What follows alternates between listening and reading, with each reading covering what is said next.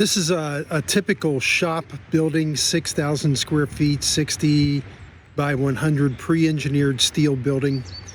And what I wanted to point out is this concrete wainscot that goes around the building. Most of the buildings that we put up have R-panel siding or Stylwall or FW120. It's usually a metal siding. It's the least expensive way to put siding on a pre-engineered steel building. But in industrial or work environment, a lot of times that siding will get beat up down at the ground level. So it is a smart idea to put in something a little bit harder at the bottom. In this case, it's a concrete wainscot. They did a really good job here of the design because they have made it exactly 8 inches wide or 8.5, depending on the manufacturer, which is the same width as the girts that hold up the steel building. You can see the subframing over here. These girts, they're usually Z-shaped, are 8 inches or 8.5 inches wide. So if you make your wainscot the same width so that it lines up with the wall, that's the easiest insulation, the easiest to detail.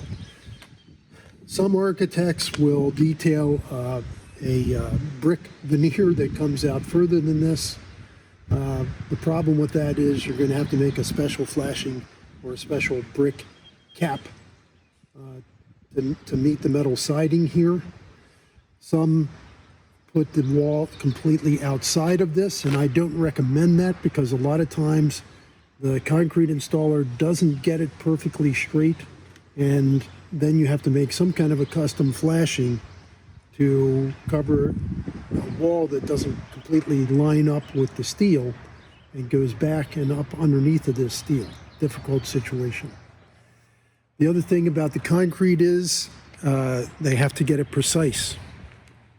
They have to get the opening dimensions precise, and I can see over here where this one was saw cut.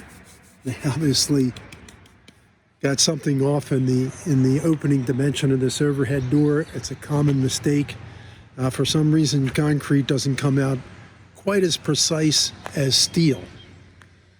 So when designing these things, make it the same width as the framing of the wall.